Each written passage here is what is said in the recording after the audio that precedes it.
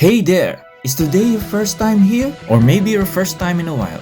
If so, maybe you're wondering exactly who we are and what this church is all about. Well, we'd like you to know that we're a group of ordinary people who are on an amazing journey together, following Christ. Our guide is the Bible because it's the divinely inspired Word of God and it will never take us in the wrong direction. Along the way, we hope you'll see that we are welcoming and spiritually passionate and that getting to know you is a big deal to us.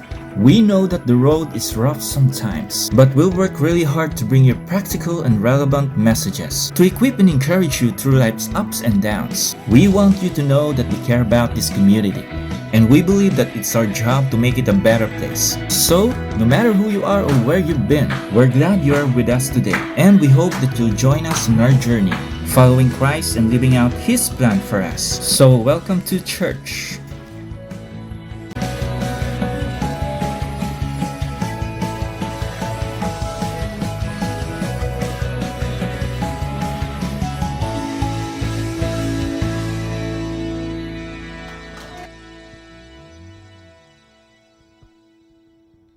Magandang umaga po muli sa bawat isa. Ayan, ako po ay nagagalak na makita ko po muli kayo. Salamat sa Panginoon sapagkat binigyan niya po ako ng pagkakataon muli na makasama ang bawat isa. Ilang linggo din po akong medyo naging busy dahil sa trabaho. Pero salamat sa pagkakataon na to na tayo po ay nagkatipon-tipon muli at nagsama-sama para itanghalang ang Panginoon sa ating kalagitnaan sa umagang ito. So, sa ating pong pag-uumpisa, let us prepare our hearts sa pagdulog natin sa ating Panginoon. Bagaman tayo po ay kakaunti po lamang, subalit alam ko at naniniwala po ako na kasama po natin ang presensya ng Panginoon sa atin. Nasa kalagitnaan natin ang presensya ng Panginoon. So, tayo pong lahat ay minsan pang lumapit sa ating Panginoon as we sing this song. Maging panalangin po ito ng bawat isa.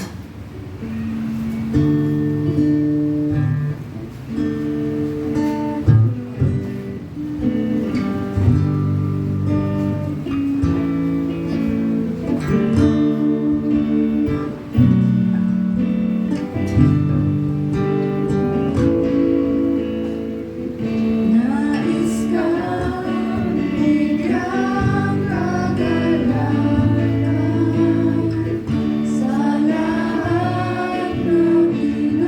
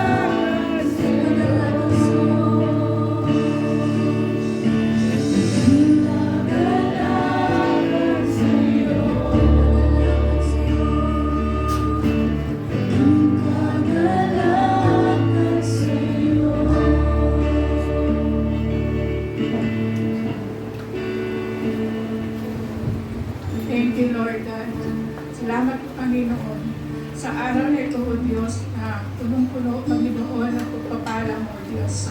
Lord God, naway maging kagalakan kami sa iyong harapan ngayon, Panginoon. Maging kaluguran kami, Panginoon, ng aming mga buhay, O Diyos. Lord God, purihin ka, Panginoon Diyos, sa mga oras na ito, O Diyos. Lord God, dalaan mo po, Panginoon, ang inyong pagsama, Panginoon, sa amin, mula sa umpisa, Panginoon, hanggang sa matapos ang gawain nito, O Diyos. Lord God, dalahin ko po, Panginoon, kung ano man ang mga karunihan na aming mga kaisipan, Panginoon. Lord, humiling kami ng paglilinis sa inyo, Panginoon Diyos. Lord God, samahan mo kami.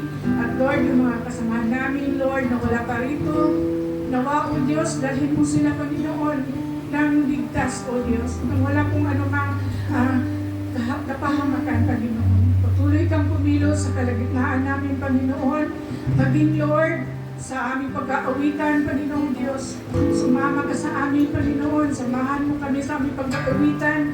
At nawa, Panginoon, malugod ka, O Diyos, sa aming mga handog na papuri sa inyo, Panginoon Diyos. At maging, Lord, sa magdadala ng mensahe, Panginoon. Inala mo siya, Panginoon. Bigyan mo pa siya ng wisdom, O God. Samahan mo siya, Panginoon, na ma-impart ka, Panginoon, ang iyong nais iparating sa amin. O Diyos, dalahin ko rin po, Panginoon, sa aming pagbibigay. Lord God, nawa, Panginoon, kami ay hindi manghihinayang na mayroong kagalakan sa aming mga puso, sa aming pagbibigay, O Diyos. Lord, at itong aming mga alay, Panginoon, na aming mga kaloob, ay magagamit mo, pampalawakin pa, Panginoon, inyong kaharian, O Diyos. Lord God, salamat po, Panginoon, purihin ka, O Diyos. Patuloy kang kumilos. Lord, samahan mo kami, Panginoon Diyos. Ito ang aming samot dalangin sa pangalan ng anak na si Jesus. Amen at amen. Amen. Kaya po natin ang malakas sa ating Panginoon. Amen. Ito pong ating susunod na aawitin, bagamat ito ay lumano na. Dahil minsan lang po tayo nagkikita-kita, ayan. Pwede po bang minsan pang kawayan or yakapin, embrace po natin yung mga bawat isa habang inaawit po natin ang awit na ito. Lahat ng kay Kristo. Sabi doon, iisang pamilya, iisang katawan, at iisang layunin, yan ay papurihan ng ating Panginoon. So as we sing this song, pwede po nating lumibot, umalis sa ating pwesto at yakapin or embrace kahit ano pong gusto nyong gawin sa Kanya. Sabihin po natin sa Kanya, palayan siya ng Panginoon, at ano pa ang nais po nyong gawin.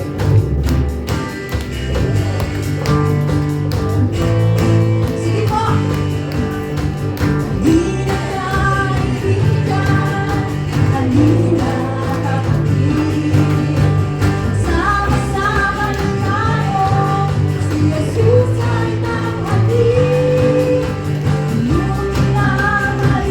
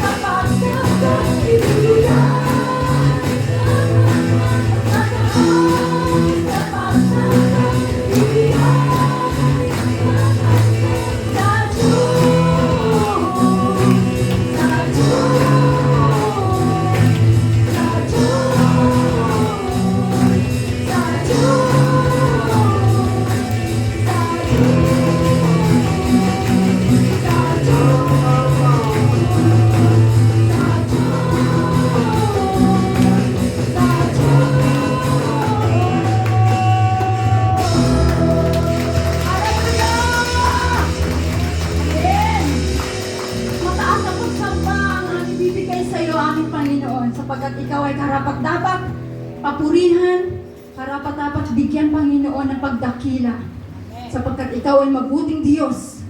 Salamat po sa inyo, Panginoon. Paunlakan niyo po kami minsan pa. Naawitan ka, Panginoon. Bigay namin, Panginoon, ang nararapat na pagsamba para sa iyo. Narito po kami, Panginoon, ngayong umaga. Nagsama-sama, Panginoon, para ibalik ang lahat ng kabutihan mo sa bawat isa sa amin.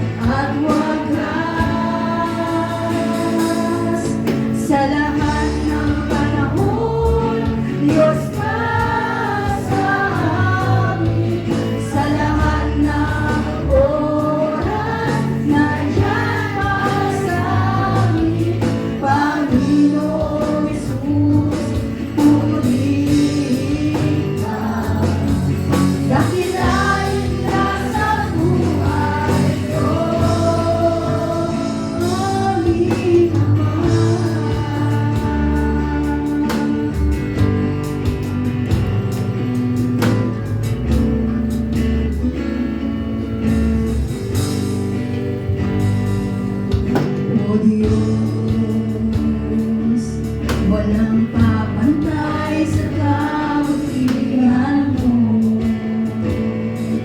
Pangalan mo'y itataas sa buhay ko. Sundin ang loob mo, iparinig ang nais ko. Sa lahat na panahon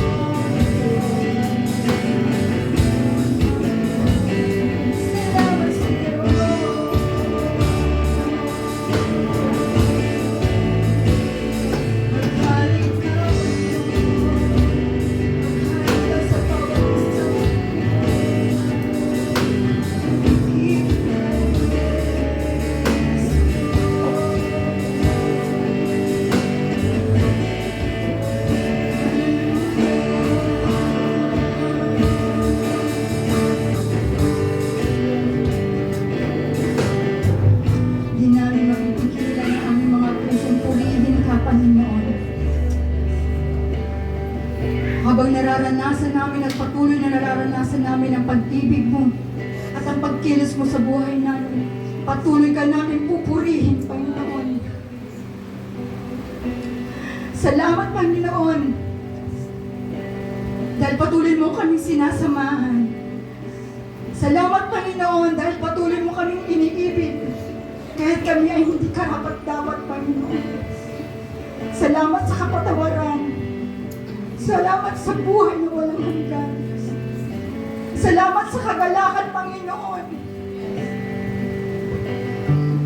Salamat sa kapayapaan, Panginoon. Mararanasan namin ang lahat ng ito sa piling mo lamang, O Diyos. Kaya, Panginoon, ang aming mga papuri at pagsamba sa araw na ito, Panginoon, ay tinataas namin lamang sa iyo, Panginoon. Sa iyo lamang at wala ng iba. Dahil tunay nararapat ka lamang itanghal, Panginoon. Ikaw at ikaw lamang, Panginoon. Purihin ka, aming Diyos. Dakilain ang iyong pangalan. Wala na ibang hihigit sa pangalan mo, aming Panginoon. Salamat po sa iyo, O Diyos. Nawa nabigyan ka namin ng kagalakan ngayong umaga sa aming pagpupuri sa iyo, Panginoon. Napagpala ka namin, O Diyos, sa aming kalagitnaan. Purihin ka. Sa iyo namin pinabalik ang mataas na papuri at pagsamba sa aming pangalan, sa tanging pangalan ng aming Panginoong Jesus. Amen at amen. Amen. Kanina po tayo ay nagpamayan ko, konti lang po tayo. Pwede po bang ulit po natin yung libutin ang bawat isa? Kasi kanina ko, konti lang po tayo. Ayan. Amen. Pagpuri sa ating Panginoon.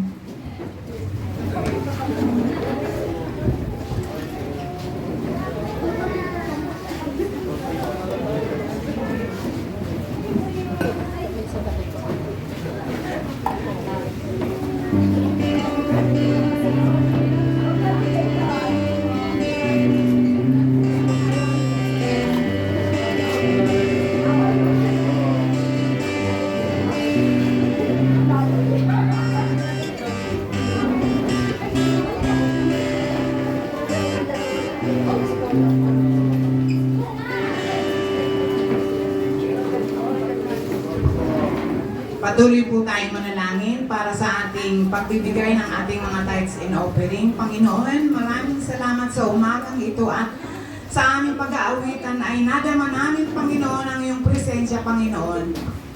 Panginoon, walang higit sa iyo, Panginoon, at walang katulad mo, Panginoon. Kaya, Panginoon, sa mga oras na ito, magbibigay kami, Panginoon, ng nararapat, Panginoon, at ibibigay namin, Panginoon, ang para sa inyo na walang pag-aalinlangan, Panginoon, dahil ang mga kaloob na ito, Panginoon, ay magagamit mo, Panginoon, dito sa bahay-sambahan mo, Panginoon, at saka ikalalaganap ng iyong mga salita, Panginoon. At Panginoon, ano man, Panginoon, ang mayroon kami ngayon, ang lahat ng ito'y pag-aari mo, Panginoon, kaya wala kami, Panginoon, dapat ipagmalaki, Panginoon, ipagmayabang, Panginoon, kaya ibibigay namin, Panginoon, ang para sa iyo, Panginoon, at hindi lamang, Panginoon, yung mga tira-tira, Panginoon. Kaya, Panginoon, maraming salamat sa mga hanap buhay, Panginoon, na mayroon kami ngayon.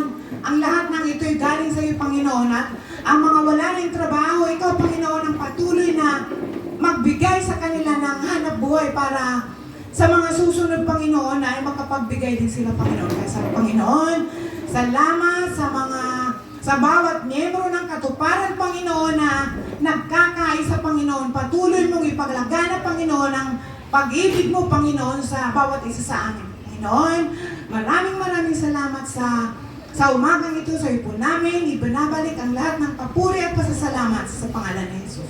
Amen and amen.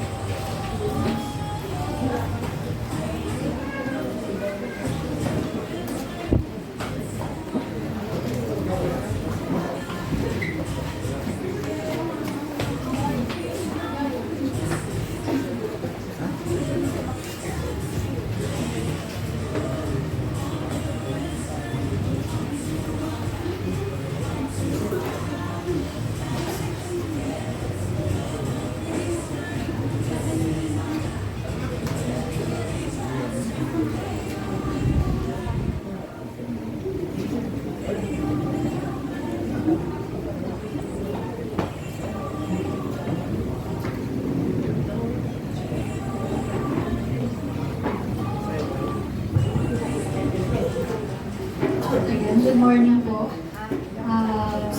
Before po tayo mag-proceed sa ating word, ay meron po tayong magsa-special number. Sila po ay sasayaw.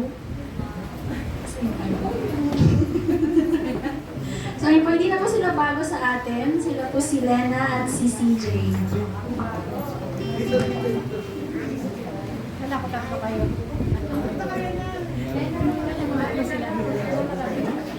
Sali ka na po, sir. Sinakabulo ka rin.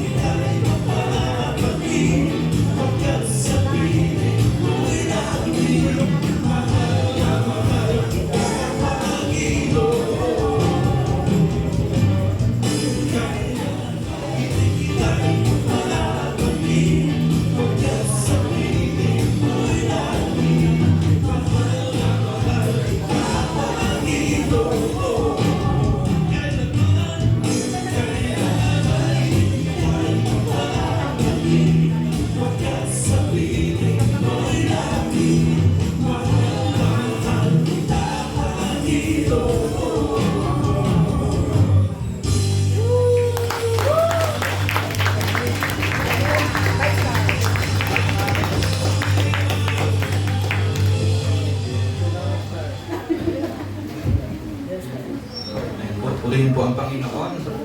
At talagang napakaputi po ng ating Panginoon. At makikita pa po natin yan sa mga susunod ay meron pa pong ibang mag-special number po dito, hindi lang po mga bata. Siguro makita po natin yung mga nag-i-aim pa po o nag-aspire pa po na maglingkod sa Panginoon na ang kanilang mga talento ay ginagamit po walang iba po para sa pagpupuri at kapurihan po ng ating Diyos.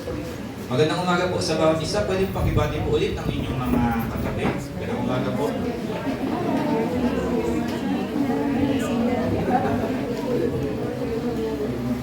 Pakisabi mo sa katabi mo, ang Diyos ay mabuti. Ayan.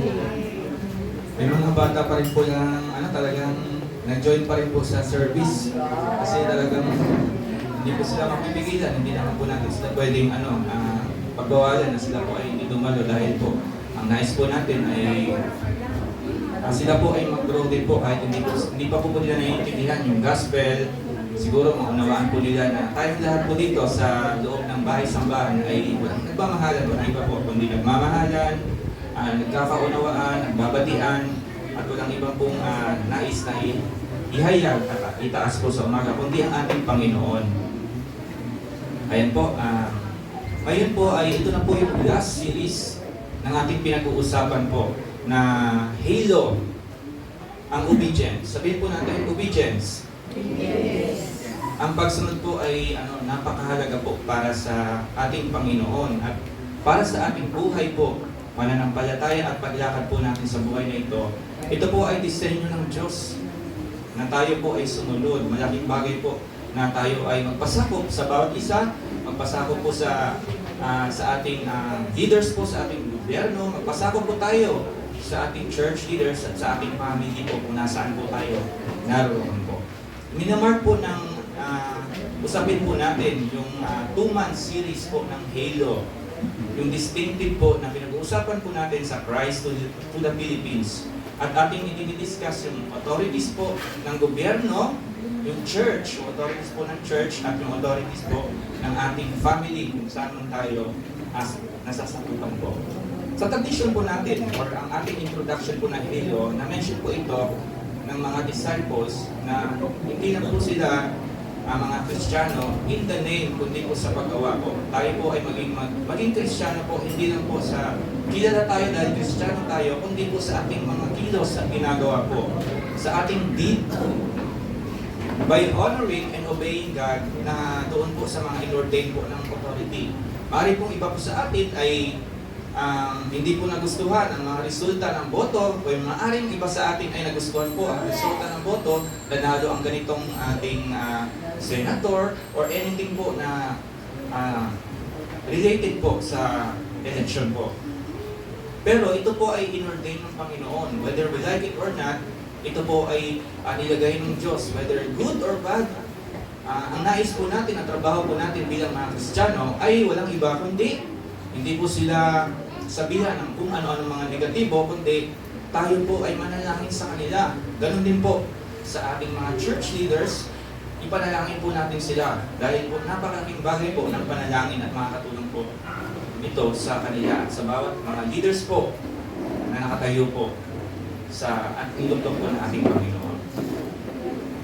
We will not be averse to authority, but rather, we will embrace it, seeing it as God's way of organizing, leading, and managing His people. Bago po tayo magsimula, tayo po muna ay dumako sa gabay ng Panginoon sa panalangin. Manalangin po tayo.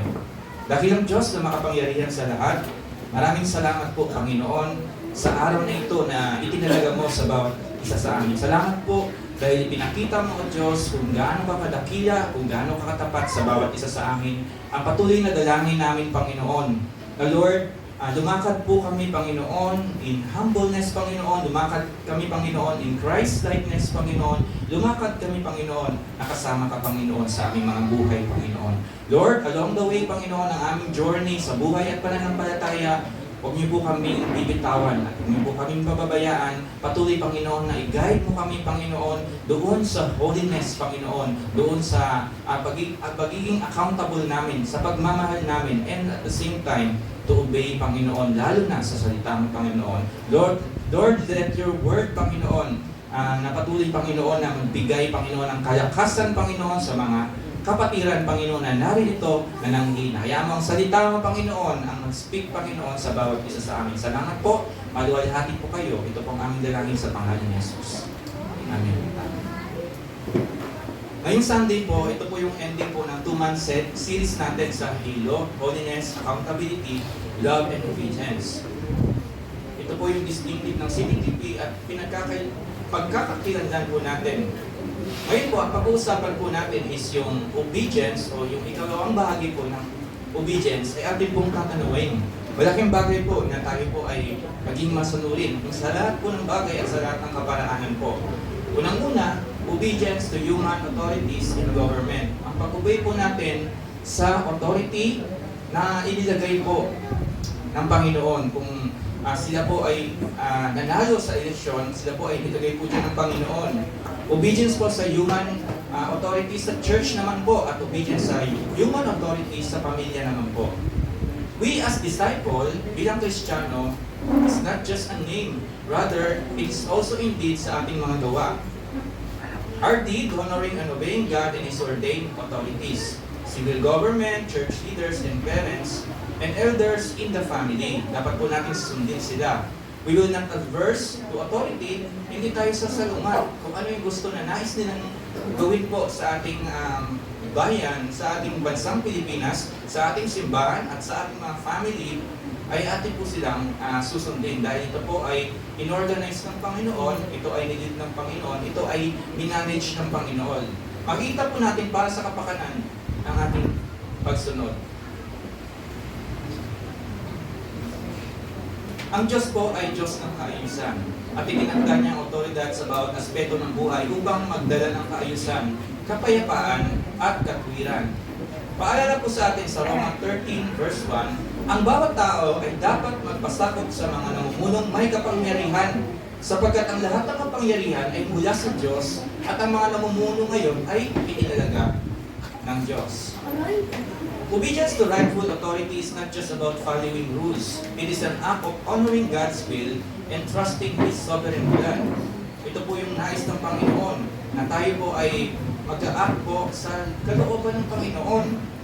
Dito po sa mundo na puno-puno po ng challenges sa leadership, marami po yung challenges, maging sa church, maging sa authority po sa gobyerno, maging sa pamilya, bilang isang mga leader po, bilang isang father, bilang isang mother, may mga kanya-kanya pong challenges and minsan may mga pagkakataon, they resist sa submission. Nagre-resist sila sa submission. Pero, believers are called to live differently. Dapat nating igalang ang mga pinuno ng pamahalaan dahil sila ay instruments ng Diyos upang magatid ng justice at order. Sa iglesia, tayo ay nagpapasakop sa mga spiritual na leader na gumagabay sa atin sa katotohanan ng katwiran.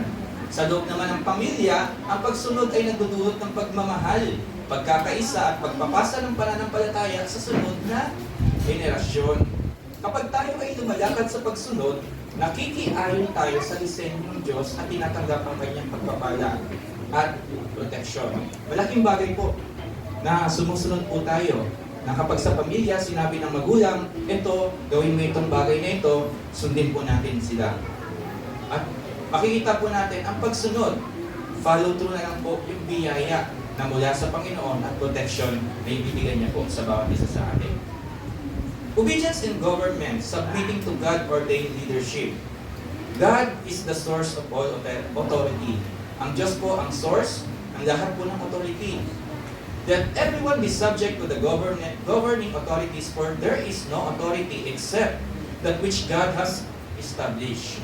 Sa Romans chapter 13 verse 1a, ang Diyos po, inappoint niya po ang mga leaders po. Dito sa ating bansang Pilipinas, inappoint po yan ng Panginoon, whether good or bad. Whether ang intention nila ay mabuti at masama, inappoint po sila ng Panginoon. Pero yung masama po, kapag inappoint po sila ng Panginoon, may pag-asa pa kaya sila? Yes, meron pa rin po. Kaya po, malaking bagay po, bilang tayo mga mamayang Pilipino, pinapanalangin po natin sila. Malaking pagkilos po, malaking bagay po ang pagkilos ng panalangin. Para po ito ma-fulfill po ang purpose ng Panginoon sa ating bansa. Even when authority seems unjust, God remains in control. Kahit po hindi maganda ang nangyayari sa ating bansang Pilipinas, nanatili po ang ating Panginoon na in control sa mga bagay-bagay. Nandiyan pa rin po siya. Hindi po siya nawala sa kanyang trono. Nanatili po siyang Diyos. Meron po tayong biblical example. Si Daniel po, sumunod po siya kay obeyed King Nebuchadnezzar without compromising his faith. Si Daniel, Shadrach, Meshach, and Abednego, sa Daniel chapter 1, verse 8 to 16, ito po yung story ni Daniel, refusal of King Nebuchadnezzar, assign food and wine from king's table, para po sa pagsunod niya sa Panginoon. They refused because it was the food that God had forbidden Jews to eat. However, si Daniel po ay sumunod sa Panginoon. They were to be trained for 3 years, and after that, they were to enter the king's service. Ganun din po si David. Nandun po yung kanyang respeto po kay King Saul. Sa authority ni Saul, despite si Saul po ay siya po ay isang leader or siya po ay isang king na meron po siyang pagka-adjust sa kanyang mga action. Diyan po sa 1 Samuel chapter 24, sa story po ni King Saul, with 3,000 able men to kill David, yet David respectfully bowing and not to harming King Saul. As David said, ito po ang sinabi ni David, ang puso ni David, the Lord's anointed one. David respected King Saul. Pinakita po dito yung respeto po na meron si David. Alam natin na malapit ang puso ni David sa Panginoon. May mga pagkakataon po sa buhay, maaari, na tayo po ay hindi po natin nagugustuhan. Ako po, personally, may mga pagkakataon sa buhay na hindi ko po nagugustuhan ang nangyayari po sa ating gobyerno. Lalo na kung ikaw ay babad ka sa social media, makikita mo, totoo ba ito? Fake news ba ito? Malaking bagay na iyo muna itong sinisiyas at kung tama ito. Pero dahil sila ang mga nasa authority at itinalaga ng ating Panginoon, wala po tayong kayang gawin. Wala po akong kayang gawin, kundi mag-submit po sa authority ng Panginoon. Yun po ang nais ng Diyos, whether hindi natin gusto. Magla-lockdown na naman. Ayan. Baka magla-lockdown na naman daw. Meron daw monkeypox na meron po. Totoo po yan, pero yung pagla-lockdown, nakakalungkot na mangyayari po yun. Pero kung luluubin po ng Panginoon, maaring iba po sa atin ay marami na naman magreklamo. Balik na naman tayo sa buhay. Grabe yung buhay na yon. Balik na naman tayo sa online. Magkikita naman tayo sa online. Kung hindi man sa online, sarado ang church. Pupunta naman tayo sa SBC. Pero wala pong nais ng Panginoon. Ang nais ng Panginoon, kundi po mapasako po tayo sa ano pong sinabi ng ating otoridad at itinalaga po ng ating Diyos. Na silang namumuno. Obedience reflects our witness as Christian. Kapag tayo ay sumusunod, nakikita po sa atin yung kawangis na meron po ang ating Panginoon. It is necessary to submit to the authorities, not only because of possible punishment, but also as a matter of conscience. Yan po ay sinabi sa Romans chapter 13, verse 5. Ang obedience po ay nagpapakita ng respeto sa ating Panginoon, sa kanyang dinisenyo, sa kanyang order at structure dito po sa ating society. Mamaya po, makikita po natin yung mga bagay-bagay. Like our laws, example, batas trapiko para may kaayusan. Diba po, kapag kayo ay nasa sasakyan, kayo man ay tumatravel sa ibang lugar, bakit kaya may traffic enforcer? Siguro sila yung nagpapatraffic. Pero wala tayong magagawa. Iyan ay nilagay ng gobyerno, maglagay ng traffic enforcer. Pero parang lalong nagiging traffic lagi Kasi nga, traffic enforcer. Parang gusto niya, tigil ka muna, ganyan. Parang ano ba ito? Minsan po, pag sumasakay po ako sa mga sasakyan nila Pastor Miguel, nila Pastor Walter, pero si Pastor Walter, talagang grabe. Pero natutuwa po ako. Ganito talaga ang buhay po natin. Talagang kailangan po nating sumunod. Kasi minsan, hindi natin gusto natin magmadali, makarating tayo sa gusto nating puntahan, pero bakit ganun? Minsan napapa-question tayo na dapat pala sumunod na lang pala tayo. Maraming bagay po na pwede natin gawin kapag mga traffic. Pwede tayong manalangin, kaso nga lang nauna yung impatient po natin. Tama po? Nagiging impatient tayo, parang nahahassle tayo, parang nababalisa na tayo. Kasi ito na, nagmamadali tayo, may hinahabol tayo. Pero, sinasabi po sa scripture, our behavior towards authority can influence others to see Christ in us. Yan po ay makikita po sa 1 Peter chapter 2 verse 12. Be careful to live properly among your unbelieving neighbors. That even if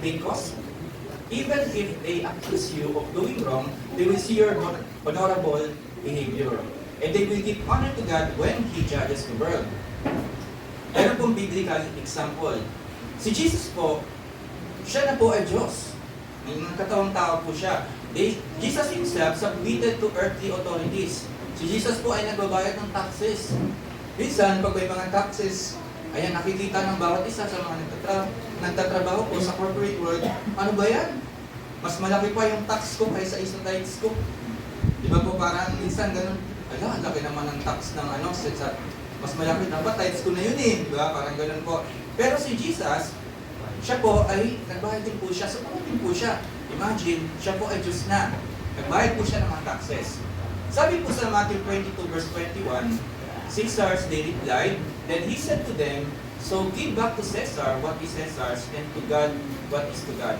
Kung ano ang para sa Panginoon, ay balik natin para sa Panginoon. Kailan po ba tayo magdi-disobey? Kasi dapat pala, sinabi mo kanina na ganito, dapat sumusunod ka. Whether they are good or bad, na inalign po sila ng Panginoon. Pero meron pong pagkakataon, kailan ba tayo magdi-disobey sa mga bagay-bagay? Obedience to God comes first. Yan po ang nais ng Panginoon. We must obey God rather than human beings. Sa Acts chapter 5 verse 29. Submission to human authorities is not absolute. When those or commands conflict with God's word, we must prioritize obedience to God. Minsan, lagi nating, i-check po natin lagi, teka lang, parang hindi na to align sa salita ng Diyos. Ayun po. Pero pong biblical example, the Hebrew midwives disobeyed Pharaoh's command to kill Hebrew babies. Yan po ay matatagpuan sa Exodus chapter 1 verse 17. The midwives, however, feared God and did not do what the king of Egypt had told them to do. They let the boys alive. Lahat po pinatay nila. Pero yung mga lalaki po, inayaan po nilang mabuhay. The three friends of Daniel did not worship the golden image of King Nebuchadnezzar. They disobeyed the order of the king. Kita po natin doon kay Daniel po na ganito ang nais ni King Nebuchadnezzar. Pero hindi po sila sumunod. Ganun din po si Peter and John. They continued preaching the gospel despite being ordered to stop. Nanatili po sila mag-preach ng gospel. Yan po ay matatagpuan sa Acts chapter 4, 19-20. But Peter and John replied, which is right in God's eyes, to listen to you or to Him? You be the judges. As for us, we cannot help speaking about what we have seen and heard. Naranasan nila ang Panginoon. Bakit nga ba? Kailangan silang tumigil dahil lang sa sinabi ng tao. Pero ang sabi ng Panginoon, magpatuloy ka. Magbahagi ka ng salita ng Diyos. I-share mo ang gospel. Yan po. Minsan po, sa mata ng tao, ang iba po ay isang tayo po ay nakikitang baliw. Pero po, minsan po, sa Panginoon po, ito po ay minsan kalugod-lugod po. Madalas po kalugod-lugod po sa Panginoon. Hindi po nila naiintindihan at nauunawaan po kung paano po mapuspos ng banal na Espiritu. Kaya si ganito, anong nangyari sa kanya? Nababaliw na siguro siya. Pero hindi natin alam, tayo pala yung nababaliw kapag sinasabi po natin mga bagay na yun. Hindi natin naunawaan, kapag hindi pa malalim ang pag-unawa ng tao yun. Kaya nasabi niya ang bagay. Pero maunawaan niya yan along the way kapag siya ay tunay na tumanggap sa Panginoon at narasin niya ang Holy Ghost at banal na presensya ng Panginoon. Rewards of obedience to authority. For the one in authority is God's servant for your good. In Romans chapter 13, verse 4. There is a but. For the one in authority is God's servant for your good. But if you do wrong, be afraid, for rulers do not bear the sword for no reason. They are God's servants, agents of wrath, to bring punishment on the wrongdoer. Obedience brings peace and order. Pangalawa, it protects us from unnecessary consequences of rebellion. Meron po tayong biblical example. Si Joseph po, nirespect niya po ang obedience niya sa Egyptian authorities. Joseph's respectful obedience to Egyptian authorities elevated him to a position where he could save his family and an entire nation during famine. Nakita po natin kung paano po kumilos po ang Panginoon sa buhay ni Joseph. Kung hindi na po natin alam niyo na po ang kwento, pero siya po ay pumalit kay Potiphar. Siya po ay naging naghari po.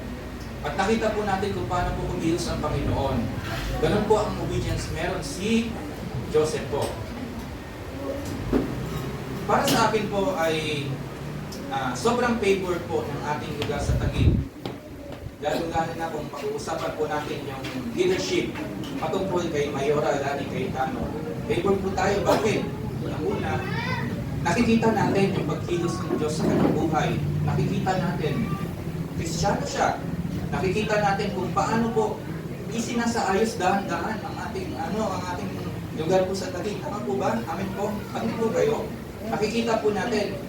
At alam ko, marami pong nananalangin kay Mayora at nakikita po natin siya na bumuno po siya ng tapat sa ating lugar.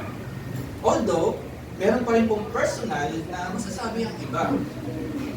Meron pong personal na masasabi ang iba na hindi maganda para sa kanya. Yan po ay normal na po yan. Pero nakita po natin ang progress na kung ano pong nangyayari sa ating lugar sa Taguig. Nevertheless, for the one in authority is God's servant for you. Para sa atin yan, at dahil ng Diyos yan para sa atin. Kaya po tayo ay mamamayan ng Taguig. Yung iba po, kapag nasa Cubao po ako or nung nakaraan, lilipat po ako, bumoto po ako sa Laguna, mabuti pa sa Taguig. Laging may ganito. Talagang hayahay buhay ng mga pero sa kanila, sa Cubao wala, ganun po. Tapos ay pumunta rin po ako sa Laguna, ganun ang usapin. Kasi natatanong po nila ako, uy, taga saan kayo? Taga-Taguig po ako. O, ba't nandito ka? Ang ganda-ganda nandun sa Taguig. Pero alam niyo po, favored po tayo, tama po? Kasi yung ibang tao, nagkukumpara po sila. Kinukumpara po nila ang kanilang lugar sa lugar po natin. Pero tayo po, napaka-favored po natin bilang mamamayan po ng lugar sa Taguig. Obedience in church, ito naman po pag-uusapan po natin, and submitting to spiritual leadership. The church is the body of Christ, and God has appointed leaders to guide and nurture His people. Pastors and church leaders are called to shepherd the flock under God's authority. Ngayon naman ay tignan natin ang sinasabi ng Biblia sa ating obedience to our spiritual leaders. Kanina, pinag-usapan natin yung pagsunod po natin sa authority sa gobyerno. Ngayon po, dadako po tayo sa obedience po sa church leaders. Sabi po sa Hebrews chapter 13, verse 17, obey those who rule over you and be submissive. For they watch out for your soul, as those who must give account, then do so with joy and not with grief, for that would be unprofitable for you. Napakaganda po na sinabi po ng scripture. Pag sinabi po natin obey, it means to follow the command, to conform, to comply. Yan po ang nais ng Panginoon. Willingly or unwillingly, kahit di natin gusto, susunod po tayo. Sila po ay tinalaga po ng ating Panginoon sa iglesia o sa lugar po natin. Submit naman to yield or defer out of respect, superior authority. Ito po yung attitude na meron po dapat tayo bilang mga nandito po sa sambahan po. Una, they are appointed by God. Sila po ay in-appoint ng Panginoon. Hindi naman po sila bigla na lang nilagayan, tinapon dyan sa pwesto na yan, na walang katawagan po. Hindi po. Dumaan po yan sila sa masusing po talagang pagproproseso po para po ilagay po sila ng Panginoon po. Church leaders are chosen by God to shepherd His people. Yan po ay makikita po natin sa Ephesians chapter 4, 11 to 12. So Christ Himself gave the apostles, the prophets, the evangelists, the pastors, and teachers to equip His people for works of service, so that the body of Christ may be built up. Stewards of the word, sila din po ay stewards po ng salita ng Diyos. They are entrusted with preaching, teaching, and equipping believers for ministry. Sa 2 Timothy 4 verse 2, preach the word, be prepared in season and out of season, correct, rebuke, and encourage with great patience and careful instruction. Yun po ang nais ng Panginoon, ito naman pong mga leaders po natin, they are to teach, they are to review kung kinakailangan. Siyempre, meron lagi pagmamahal. Sasabihan mo, hindi lang puro grace lagi, hindi lang puro grace lagi yung ating babanggitin. Alam mo, ganito, tapos sa susunod na linggo, puro grace. Lagi mo siyang walang katotohanan. Hindi po yun masasabi natin pag-ibig. Lagi po dapat natin sasamahan ng grace, ng katotohanan o ng salita ng Panginoon. And that is the way na tayo po ay nagmamahal sa kanila. Katulad po sa mag-asawa. Sa mag-asawa po dito, pag nakikita ng kanyang asawa na ganito, may something akong nakikita, so sasabihin niya yan, didiretsuhin niya yan. Hindi niya yan kikimkimin. Kapag kinimkim yan, ibig sabihin hindi ka mahal ng asawa mo. Hello? Tandaan niyo po yan ha. Kapag kinimkim po yan ng asawa mo, hindi. Kapag pag sinabi po ng asawa mo, alam mo, may nakikita sa ako maganda sa'yo. Naiiyak ka pa. Kasi nga, nasaktan ka rin naman. Pero dahil mahal ka ng asawa mo, sasabihin mo sa kanya. Sasabihin mo ang katotohanan sa kanya. Mahirap po yun. After 1 year, dala-dala mo pala, may kinikimkim ka. Mahirap na po. Hindi po pwede po yun. Kaya po tayo po, kahit sa loob ng iglesia, as we apply this, dapat po kapag may nakikita po, tayo sabihin po natin, kapag may nakikita po sa akin, ako po ay welcome na, ako po ay gusto ko pong marinig yung mga negative, marami pong negative ang gusto kong marinig. It's for my growth po. Hindi para magkikim po ako dito, gusto ko po ng growth. Okay, sige po. Ito pala yung kahinaan ko. Ayun po, pag may nakikita po kayong hindi maganda po, sabihin niyo po sa akin, welcome po. Hindi po ako magbabackslide. Hindi po. Tatanggapin ko po na may pag-ibig po yung inyong mga sinasabi sa akin. Dahil nakikita ko, mahal niyo po ako. Amen po. Okay po. They are stewards of the word, ang ating mga leaders po. They are also accountable to God. Leaders will give an account to God for how they are caring for His flock. Magiging accountable po sila sa Panginoon kung paano nila inilagaan ang flock. Sabi po sa James 3 verse 1, not many of you should become teachers, my fellow believers, because you know what we who teach will be judged more strictly. Mas i-judge po sila higit pa.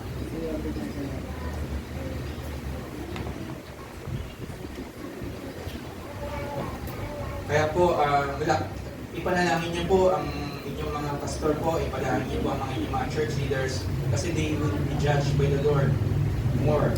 Higit pa doon. Kung tayo po ay, siyempre lahat po tayo leaders, tama po, sa mga D-group tayo po ay magiging leaders po. So we will be judged strictly sa Panginoon. Kailangan po natin mag-aim na hindi lang po tayo sa circle na tayo lang. Mananatili tayong membro.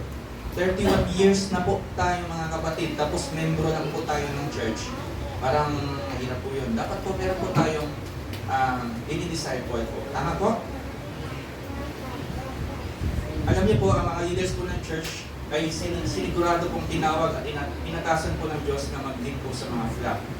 Ang gampanin po natin ay magpasakop sa itinalaga ng ating Panginoon. Amen po? Ano po ba yung role ng church leaders po sa ating mga buhay? Now, sabi po dito sa 1 Thessalonians 5 verse 12, now we ask you, brothers and sisters, to acknowledge those who work hard among you, who care for you in the Lord, and who admonish you.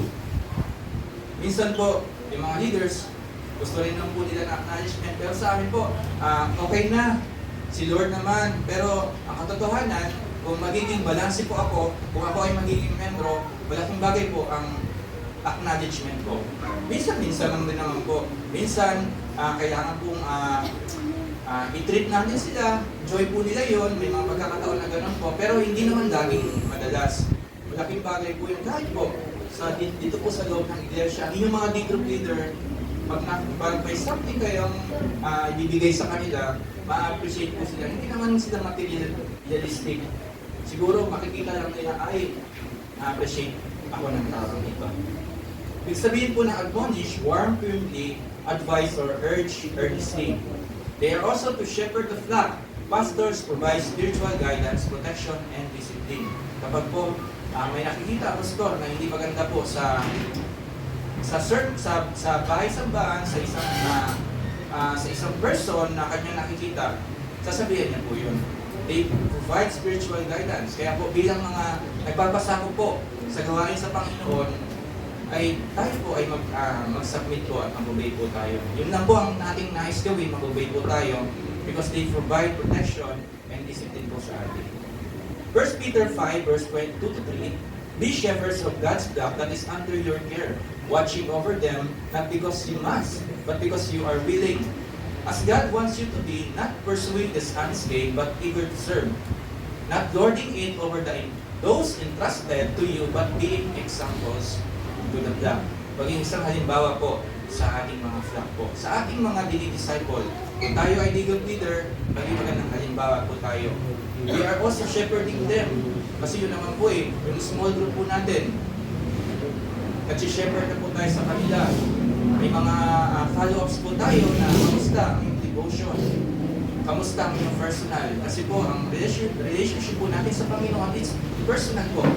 It's not about, malaking bagay po yun na tayo ay nagsasama sa isang grupo, pero it's personal po ang ating relasyon sa Panginoon. What I'm trying to say ay, dapat meron po tayong personal na pagbubukas na ating Biblia. Malaking bagay po yun. Yung ministry po natin, na ginagawa po natin, it determines po our private devotion sa Panginoon. Kung ano man yung mga success na nangyayari po sa mga ministry po natin. Encouragement and correction, they build us up and lovingly correct us when needed. 2 Timothy 3:16-17, all Scripture is God-breathed and is useful for teaching, rebuking, correcting, and training in righteousness, so that the servant of God may be thoroughly equipped for every good work. Next is interceding in prayer. Leaders continually pray for the growth and well-being of the church. Hindi niyo po alam, maaaring hindi ang iba, pero ang iba alam, ang yung mga leaders ay nananalangin po sa inyo. Pinag-pray po kayo. Baka hindi niyo po alam, nagtatampo na lang kayo, wala namang nananalangin sa akin sa church. Wala namang nagmamahal sa akin sa church, pero ang katotohanan po, may nananalangin po. At hindi po kayo ng prayer meeting. Nakikita niyo po, pinag-pray po natin ang Katuparan Church. Lagi po yan. Sinasama po natin sa prayer meeting po. Every Wednesday po, 7 o'clock p.m. We are interceding, nananalangin po tayo sa ating flock, sa ating, bawat isa sa atin, pinag-pray po natin. So ano po yung mga example po nito? Si Moses po served as a spiritual leader for Israel, interceding for them, guiding them through the wilderness and teaching the God's laws. Despite challenges, he remained faithful to God's code. Ganun po ang nangyari kay Moses. Lingkod po siya as a spiritual leader. Next po, ano ba yung right attitude towards church leaders? The elders who direct the affairs of the church are worthy of double honor, especially those whose work is preaching and teaching. Sa 1 Timothy 5 verse 17. Ibig sabihin, respect and honor, treat leaders with respect, not as mere employees of the church. Hindi para maging empleyado or maging office po ang ating church. Not. Respect and honor na sila po ay leader spiritually. Gratitude, express appreciation for their sacrifices and dedication. Pasasalamat, readiness to show appreciation po. Yan po yung gratitude. Dahil tayo ay, ang buhay natin, ang puso natin ay nagiging mapagpasalamat na ini-express lang natin na salamat sa kanilang buhay. Humility, bilang isang Kristiyano o member ng church, be teachable, open to correction, and willing to learn from their wisdom. Laking bagay po na tayo po ay teachable po talaga. Kasi kapag hindi po tayo teachable, hindi tayo open sa mga correction, mahirap po tayo lumago. Magiging po tayo, magiging siguro, makakasira pa po tayo sa iglesia, sa body of Christ. Magiging hindi po magiging healthy ang gawain po sa ating iglesia. Kaya po dapat po tayo, teachable po tayo, open po tayo sa mga correction. Lahat po tayo a work in progress. Tama po? Lahat po tayo isinasayos po ng Panginoon. No one is exempted. Kaya po, tayo ay maging teachable po sa lahat ng pagkakataon. The early church, meron pong halimbawa. Yung early church po sa Acts, supported their leaders by devoting themselves to the apostles' teaching, fellowship, and prayer. Ganito po ang ginawa ng early church. Nag-gather po sila. Imagine po, araw-araw po. They devote themselves from teaching, nag-fellowship po sila. Grabe, yan po na. Lagi po natin binabanggit dito na yung early church, dapat sila yung ating magiging gagayahin po natin. They devoted themselves sa panalangin. Nananalangin po sila araw-araw. Tayo po once a week, Wednesday yun po. So, we have to reflect po. Alam niyo po, ang ating mga pastor, ang ating mga church leaders po, hindi po perfecto. Lahat po, hindi po perfecto. May mga kahinaan po ang bawat isa. Kaya po, isama po natin sila panalangin. Pero alam niyo po, sobrang gaan po sa ministry kapag yung members po ng church ay nagkakaisa at nagkakatulungan at may isang layunin kundi maparangalan ng patuloy ang ating Diyos. Yun po, ang nais ng Panginoon. Kung tayo po ay nagkakaisa, kung tayo po ay nag-unite, nagmamahalan po sa ebidensya, maging malaking joy po ito sa mga pastor po natin. Ano po ba yung blessing po sa pagsunod po natin sa ating mga spiritual leaders? Sabi po sa Hebrews 13 verse 17, do this so that their work will be a joy, not a burden. For that would be of no benefit to you.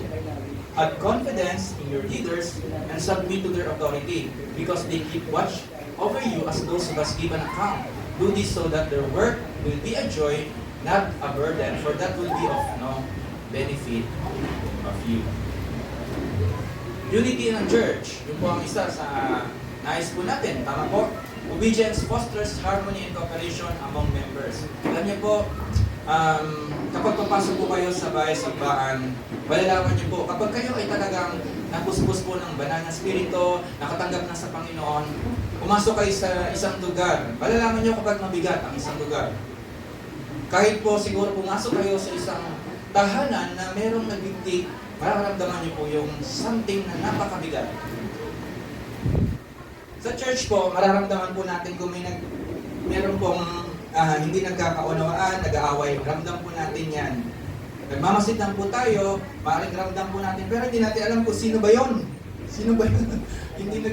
Pero po, doon po lang po makikita po natin sa simbahan po, kapag merong kabigatan na nadadala po sa church, dinala sa church, di ba sabi ng salita ng Diyos, bago ka magpuri sa Kanya, sa Panginoon, dapat dumapit ka muna. Isaayos mo muna yung mga dapat mo isaayos. Para kasi batingaw, parang isang langin, simbas yung pagpunta mo doon, walang saysay. Walang saysay yung pagpunta mo. Nag-worship ka pa sa Panginoon, wala rin yung saysay. Kaya po, ang tamang pag-worship po sa Panginoon, isaayos muna ang mga bagay mo bago ka magpuri sa Panginoon. Whether ito ay sa mag-asawa, lahat po, o sa pamilya, anything po, isaayos mo natin. Wag po tayo pupunta sa church na mabigat po ang ating dala-dala. Kasi po, maaari, papunta mo sa church, yung mahiming tao na sinesiran mo ng napakabigat ng iyong kabigatan sa buhay. Baka maging siyang absorber siya bigla. Ma-absorb niya. Grabe naman si sister, na-absorb ko yung bigat ng buhay niya ng pinagdadaanan po. So yun po, kailangan po makapag-create po tayo ng harmonious relationship. Pangalawa, spiritual growth. Submitting to godly leadership help us mature in faith. Kapag tayo ay nagsasubmit po sa godly authorities, nagmamature po tayo sa ating pananampalataya. Next is joyful leaders. When leaders serve with joy, the entire congregation benefit. Walang ibang nagbe-benefit kung lahat po tayo nagbe-benefit po dito. Kung tayo ay nag-serve, pupunta po tayo sa bahay-simbahan, may kagalakan sa pagpupuri sa Panginoon, ang nagbe-benefit po, walang iba kundi po tayo. Ang bawat isa po sa atin. Ang isang halimbawa po natin dito, si Aaron and her supported Moses by holding up his arms during a battle. Their obedience and cooperation led to victory for Israel. Tingnan niyo po yun, yung victory. Sa Exodus 17:10-13. Mga kapatid, being part of Christ to the Philippines, pwede po bang sumabi ng amen na kayo po ay napagpala, na kayo po ay kamahali ng Christ to the Philippines? Lahat po tayo, tama po. Lalo na kung meron po tayong local church, ako po personally, it's my biggest joy and blessing po na kabahagi po ako ng Katuparan Church. Hindi po lahat ng church ay malaki, hindi po lahat ng church ay ganito ang itsura. Meron pa po kami napuntahan sa ibang Christ to the Philippines, maliit. Mas maliit pa po dito. Mas sabi ko, sobrang favored pa rin po natin. Sabi ko sa Panginoon, kaya sabi ko, Lord, thank you. Parang nabigla lang ako na may mga CCTV po tayo na hindi po ganun ka, wala po silang gamit. Nag-worship sila, parang nagsimula sila sa beatbox, na butas-butas yung beatbox, tapos yung gitara nila, yung talagang simple lang po yung gitara nila. Tayo po, masasabi ko, we are blessed beyond po na bigyan tayo ng Panginoon. Ako po, gaya ng sinabi ko, biggest blessing po na ako ay maging kabahagi ng katuparan po para sa akin. Nakita ko po ang paghabol ng biyaya ng Diyos dito sa church. Kaya po bilang pamilya po sa CTTV Katuparan ay biyaya po ng Diyos, personally po sa akin. Naniniwala po ako na walang perfectong church, wala pong perfectong church, pero everything is made perfect. Kapag nakikita po sa loob ng iglesia po ito, ang mga membro po or body of Christ na nagmamahalan. Wala pong perfecto, pero it's being made perfect kapag tayong lahat po dito ay nagkakaunawaan, nagmamahalan, at nagkakaisa po. Baliit lang po tayo sa simbahan, pero it feels like home po na kasama po natin ang bawat isa sa takbuhin ng ating pananampalataya. Yung iba po, walang simbahan, tama po ba? Pero tayo po ay napalit po dahil meron po tayong dinadaluhan, nag-gather po tayo para po sa kapurihan ng Panginoon. Everything ay sa Panginoon po lahat ng ito. Lahat po ng ating kinatatayuan na meron po tayo sa Panginoon po yan. Kahit ang ating mga tahanan sa Panginoon po yan. Kaya po, kapag kayo ay may mga D-group po, kapag kayo ay mga small group meeting, paggamitin po ang tahanan ninyo, huwag niyo pong ipagkait. Kasi po ang biyaya ng Diyos ay hahabol po sa inyo. Ayun po, malaking bagay po yun. Next po, natapos na po natin pag-usapan yung obedience po sa authority sa ating government and obedience po sa authority sa ating church. Ngayon pag-uusapan po natin yung obedience po sa ating pamilya. Nakita po natin sa scripture kung gaano po mahalaga na magsusunod po tayo sa ating pamilya. We are to submit to each other. Ang nanay, magsasubmit po tayo ang mga anak, magsasubmit po tayo sa mga magulang, at yung ganun din po, vice versa po. Ephesians chapter 6, verse 1 to 3, sabi po dito, Children, obey your parents in the Lord, for this is right. Honor your father and mother, which is the first commandment with a promise, so that it may go well with you and that you may enjoy long life on earth. Kaya po, alam po ito ng mga magulang, kapag ang kanilang mga anak ay nagiging suwail at tumitigas ang kanilang ulo. Kasi ang wala pong ibang nais ng Panginoon, ang kanilang mga magulang, maging ang Panginoon sa atin, sumunod po tayo sa ating mga magulang. Kasi para po ito, sa ikabubuti po natin, ang biyaya po ng Diyos ay konektado po sa obedience po natin sa lahat ng area, lalo na po sa pamilya. Kaya po, kung tayo ay binibiyayaan, pinagpapala, nakikita po yon sa ating pamilya na tayo po ay nagsasubmit sa ating mga magulang po. Kaya po, mga kapatid ko po sa Panginoon, sumunod po tayo sa ating mga magulang. The family is the first institution established by God. Ang pamilya po. And He commands children to honor and obey their parents. Yan po ay binanggit po natin kanina sa Ephesians chapter 6, 1 to 3. Sa bahay naman po, doon po na-foster yung obedience, doon po na-foster yung pag-ibig, yung respeto, doon po na-foster yung values, nagsisimula po yun sa bahay. Yung po lahat ng ginagawa po natin ay nagsisimula po sa bahay. That are passed and grow in faith and that are passed on to future generations po. Obedience in the family teaches discipline and shapes character, helping children grow in faith and integrity. Unang-una, God's commands to obey parents. Kinuman po ng Diyos na sundin po natin ang ating mga magulang. Sabi po dito, dahil ang binanggit po natin kanina, Children, obey your parents in the Lord, for this is right. Kung ano sinabi ng magulang, anak, huwag ka muna mag-aasawa. Sundin mo naman yon. Anak, huwag ka muna mag-boyfriend, mag-girlfriend. Sundin mo muna yon. Para sa iyo po yan, mga kapatid. Kung ito po ay sinabi ng Panginoon, anak, hindi ko gusto yung nangyayari sa buhay mo. Sundin mo natin. So, huwag kang magtatampo ka agad. Alam niyo po, ang magulang, alam po nila ang lahat. Nakikita po nila. Kasi po, dumaanan sila sa mga kamalian ng buhay. Yan po ang katotohanan. Nagkamali rin po sila. whether we like it or not, nandun na po sila sa yugto ng buhay na nadaanan po nila ang mga bagay na nagkamali po sila. Kaya po, sila po ay pumapayo sa kanilang mga anak. Unang-una, bakit nga ba kailangan magsumunod ang bata o ang isang children sa kanyang magulang? Una, it is a divine order. Kaya po, ito po ay divine order. Order po ito ng Panginoon. Obedience to parents is rooted in God's design for family. Kaya po, divine order, sinabi ng magulang na ganito, sumunod po tayo. Pangalawa, it is an authority or God's authority. Parents are God's representative in raising and guiding children. Kaya po ang parents, malaking bagay po ang inyong mga kinalalaman sa pag-mold po sa karakter ng batang yan, ng inyong mga anak. Kung yan ay lumalaki at pupuri sa Panginoon, laging titignan yan ang puno. Tama po. Kung yan ay lumalaki na nakita nyo nagmumura ang batang yan, ang titignan lagi ay ang puno.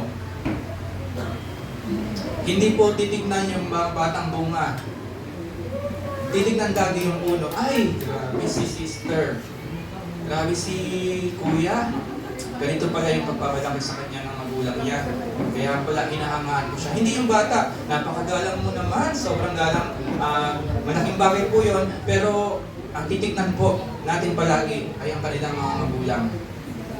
Amen? At sa magiging magulang po, ganun din po ang inyong i-raise niyo po ang inyong mga children dahil po kayo po ang titignan. Babalandra po yun sa inyo, hindi po sa mga bata. Kapag sila ay mga natututo sa mga bagay, tinuturuan niyo sila magbasa ng salita ng Diyos, magiging mahigpit kayo, hinahayaan niyo sila na ito gawin niyo, walang magsi-cellphone. Kaya pag nakita niyo yung mga bata nagsi-cellphone, babalandra po yan lagi sa magulang. Ito pala. Sorry po, pero po yun po ang katotohanan. Kaya po, malaking bagay po bilang isang mga magulang po dito, tayo po ay maging isang kasangkapan ng maging ehemplo po para sa ating mga anak po. God's authority, parents are God's representatives in raising and guiding children. Sabi po sa Proverbs 22 verse 6, train up a child in the way he should go. Even when he is old, he will not depart from it. Kaya po, doon pa lang sa pamilya, nababanggit na ito sa pamilya na i-train po natin ang ating mga anak. Kasi kapag dinadala natin sila sa Sunday school, dinadala natin sila sa bahay-sambahan, tinitrain po natin sila actually. Malaking bagay. Kasi bata po yan napaka-genuine yan. Yung bata ay talagang kahit ibigyan ko lang yan ng tsokolate, o yung mga batang yan ay, hindi po yan marunong magsinungaling. Kaya pagdadalhin niyo po yan sa Panginoon, higit sa lahat, babalandar po yan sa inyo. At kayo po, syempre, kayo din po grabe yung nanay ni natutuwa naman ako kay Dazer, pero mas natutuwa ako sa nanay ni Dazer. Tama po ba? Nakikita ko naglilingkod si Dazer, pero ang mga magulang mas natutuwa sa nanay ni Dazer. Bakit? Bakit kaya? Malaking bagay po yun, tama po? So, next po natin is obedience and action. Listen to their instruction. Sa Proverbs 1 verse 8, listen, my son, to your father's instruction and do not forsake your mother's teaching. Respect their wisdom even when it challenges your preferences. Ang isang pong halimbawa dito, Jesus as a child submitted to Mary and Joseph even though he was the Son of God. Nag-submit pa rin po si Jesus. Siya na po ay anak ng Diyos. Sa Luke 2, verse 51. Yung obedience na meron ng Panginoon, set ang example for all children. Kaya po, bilang mga bata po, bilang mga kabataan po, ay tayo po ay magpasakop sa ating mga magulang po, sa ating mga parents po. Pangalawa, honoring the elderly. Sabi po sa Leviticus 19 verse 32, stand up in the presence of the aged. Show respect for the elderly and revere your God. I am the Lord. Kaya po yung mga seniors, mga elderly, bigyan po natin sila ng respeto talaga. Kasi whether ano man yung pinagdaanan nila sa buhay, kahit man hindi man sila nagtagumpay sa mga area ng kanilang buhay, pakitaan po natin sila ng respeto. And yan po ang malaking bagay na dapat po natin gawin. Revere po, ibig sabihin, magbigay po tayo ng malalim na respeto doon sa elderly at admiration po sa kanila. Sila po ay umabot sa ganong edad at biyaya po ng Panginoon ang malaking buhay at ang Panginoon po nag-extend ang buhay para sa kanila. Respecting wisdom, elders carry valuable experience and insight. Honoring them reflects our humility. Yung mga elder natin, alam na kasi nila. Papunta po lang po ang mga kabataan, ang mga elder po, ang mga magulang po, ang elderly, sila po ay pabalik na 5 beses. Ayan. Tayo papunta pa lang po sa journey, pero ang mga elderly, alam na nila ang mga nangyayari. Alam ko na yan. Papunta ka pa lang ng unang beses, kami yung 10 beses na pabalik. Ganun. So kaya meron po dapat tayo, kasi yung wisdom, ako po ay natutuwa po ako nung ako'y bata pa, way back when I was 11 years old, 12 years old. Meron po isang elder. Tumabilang ako sa isang elderly. Although ang ginagawa namin doon ay parang, nakikinig lang ako, nagkukwento lang siya. It's not about spiritual, wala pong ganon. Nagkukwento lang siya. Parang nakikinig ako na parang more of wisdom. Since ako ay bata pa, wala pa masyadong kamuang-muang, medyo bata-bata pa yung knowledge regarding lalo na sa spiritual na aspeto, nakikinig lang ako. Na-amaze ako sa mga matatanda na dumaan sa mga, lalo na dumaan sila sa mga hirap ng buhay, sa mga experiences na hindi magaganda. Parang habang nakikinig ako, parang something is napakagaan po sa pakiramdam na makinig sa mga elderly po. Makinig lang po kayo, subukan niyo po. Makipag-usap sa mga matatanda. Baka advisean kayo. O humingi kayo ng mga advice regarding sa pag-ibig, regarding sa kahit anong aspeto ng buhay. Ibigyan kayo ng maayos na advice. Kahit hindi sila nagtagumpay kahit sa anong area po, may mga advices po sila makakatulong na mabibigay po. Next is providing care. Supporting the elderly is a practical way to show love and honor. Sa 1 Timothy 5 verse 8, anyone who does not provide for their relatives and especially for their own household has denied the faith and is worse than unbeliever. Kaya po, malaking bagay po ito na tayo ay mag-provide po ng care po tayo. Maaaring ang iba po sa atin ay nag-asawa na po. And sabi sa scripture, hihiwalay ka sa iyong magulang. Pero alam ko po na malaking bagay po na bilang ikaw pa rin po ay anak ng iyong magulang. Tama po? Anak ka pa rin po ng magulang mo. And yung support mo sa kanila ay hindi pa rin po dapat mawala. Kahit kakaunti. Pero syempre, malaking bagay po na nagbibigay ka pa rin po ng support. Kahit sila ay mga nagtatandaan na. Tama po ba? Hindi pa rin po natin maiiwasan yun. Kailangan po natin syempre sila pa rin po ay magulang po natin. Lalo na kapag kayo ay nag-asawa na, humiwalay na po kayo, yung support niya po ay respectable po yan. Meron pang halimbawa dito, si Ruth po honored her elderly mother-in-law, si Naomi, by choosing to care for her and follow her guidance. Her loyalty brought blessings to both of them. Nakita po natin yung buhay ni Ruth as we preached last year, I think, nung time po na yun ay sumunod po siya. Nakita po yung pagsunod po sa elderly, nakita po natin ang biyaya. Nakita po natin kung paano po binayaan si Ruth. Sino po yan? Yung lalaki? Si Boaz. Tama po. So, binayaan po siya, mayaman po si Boaz. So, binayaan po siya ng blessing na nagmumula po sa Panginoon. So, ano po ba yung blessing ng obedience and honor? Sabi po sa Ephesians chapter 6, 2-3, honor your father and mother so that it may go well with you and that you may enjoy long life on the earth. Yun po ang biyaya. Kapag in-honor po natin ang ating mga magulang, haba po ang ating buhay. Haba po ang ating mga buhay. Bakit?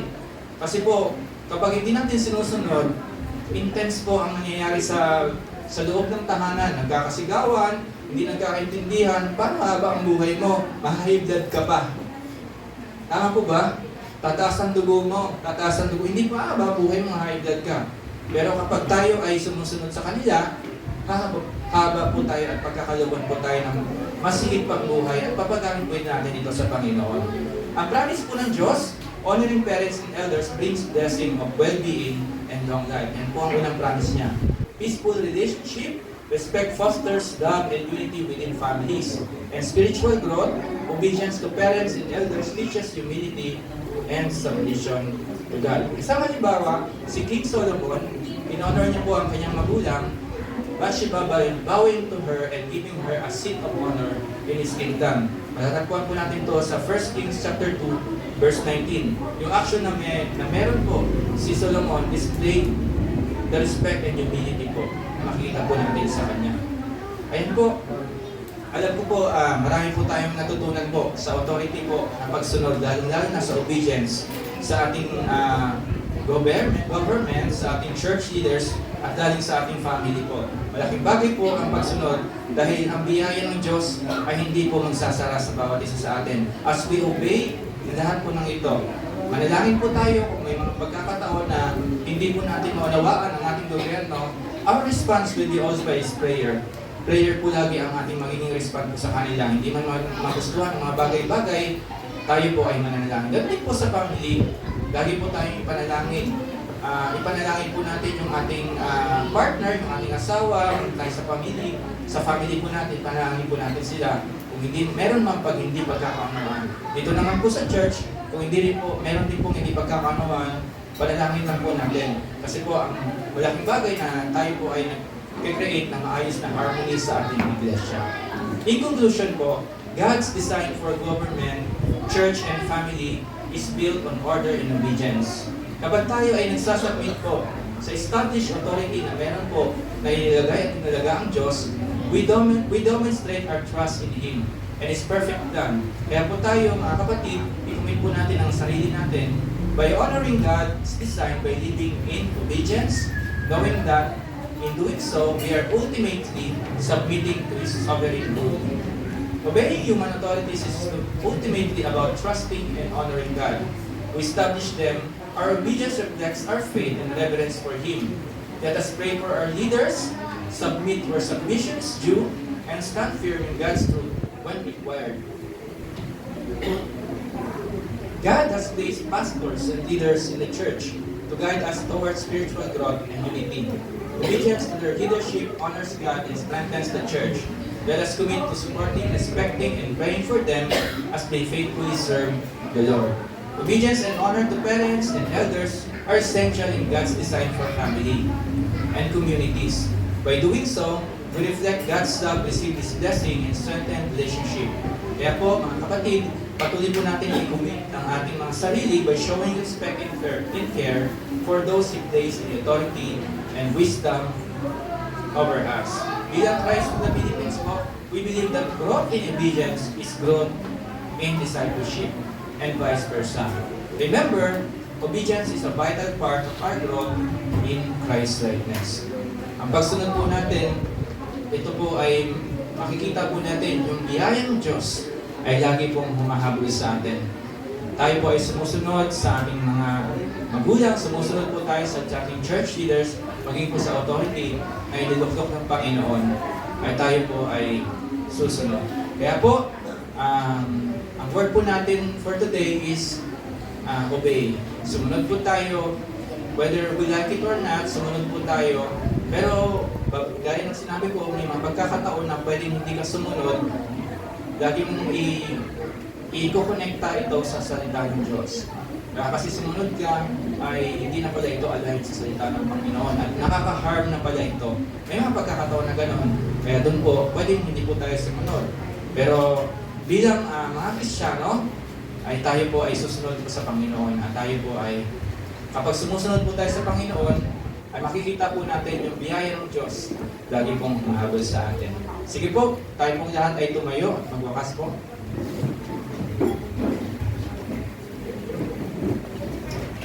Manalangin po tayo. Dakilang Diyos, salamat po Panginoon sa umagang ito. Salamat po Diyos dahil pinakita mo Panginoon na higit na better Panginoon ang obedience Panginoon kaysa sa anumang hainan gusto namin ibigay para sa iyo. Lord God, ang pagsunod Panginoon sa mga itinalaga mo sa authority, sa gobyerno Panginoon, sa church, maging sa family Panginoon.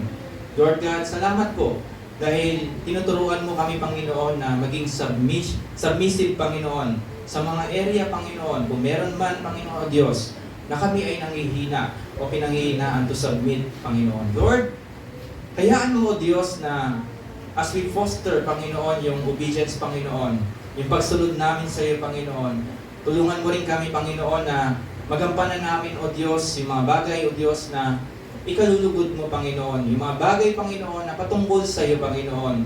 Hayaan mo, Lord, na sa pagsunod namin, Panginoon, ay wala kaming mga any condition, Panginoon, na hihingi dahil susunod kami, dahil ibibigay mo to.